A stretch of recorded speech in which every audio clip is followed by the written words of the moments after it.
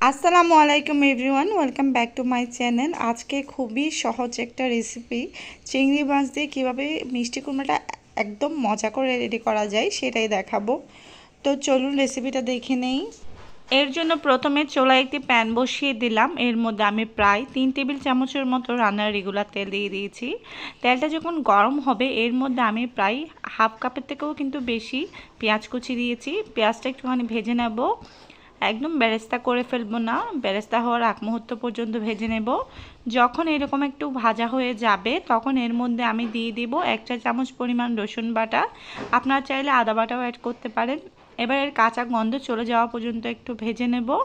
ভাজা হয়ে গেলে দিয়ে দিচ্ছি কিছুটা পানি, অল্প পরিমাণে মশলা কষানোর জন্য। আর গুঁড়া মশলা যেহেতু পুড়ে যাবে তার জন্য পানিটা দিয়ে দিয়েছি। এখন এর মধ্যে দিয়ে দিচ্ছি 1 চা চামচ পরিমাণ হলুদের গুঁড়া, 1 চা চামচ পরিমাণ লাল মরিচের গুঁড়া। এটা একটুখানি মিশিয়ে নিয়ে এবার দিয়ে দিচ্ছি 1 চা চামচ পরিমাণ লবণ। আর এর সাথে দিয়ে দিচ্ছি কুচো চিংড়ি, প্রায় হাফ কাপের মতো। আমি কুচো চিংড়িগুলো মশলার সাথে একসাথে কষিয়ে নিব।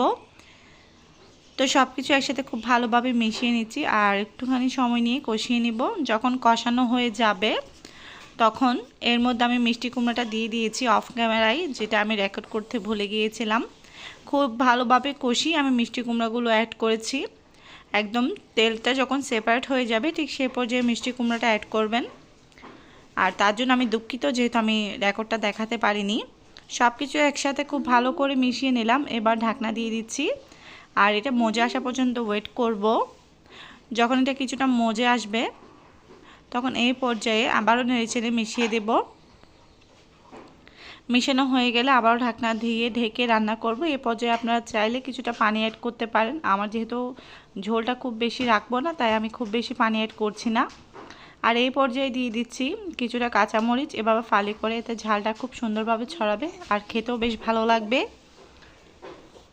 তো সব কিছু একসাথে মিশিয়ে নেওয়ার পর এবার আমি ঢাকনা দিয়ে ঢেকে আরও প্রায় 8 থেকে 10 মিনিটের মতো মিডিয়াম টু লো স্পিডে এটা রান্না করে দেখাবো। তো ফিরে আসছে 8 মিনিট পর। আর এর মাঝে কিন্তু আমি বেশ কয়েকবার ঢাকনা তুলে নেড়েচেড়ে মিশিয়ে দিয়েছিলাম, তা না হলে তলায় লেগে যাবে। যেহেতু এই রান্নাটা একটুখানি বসা বসা করে করতেছি তাই অবশ্যই এটা খুব বারে বারে নেড়েচেড়ে মিশিয়ে দিতে হবে। তো সবশেষে আমি এখানে ধনেপাতা কুচি দিয়ে দিচ্ছি। ধনেপাতা কুচি দিয়ে দিলেই কিন্তু খুব সুন্দরভাবে এটা ফ্লেভারটা ছড়াবে।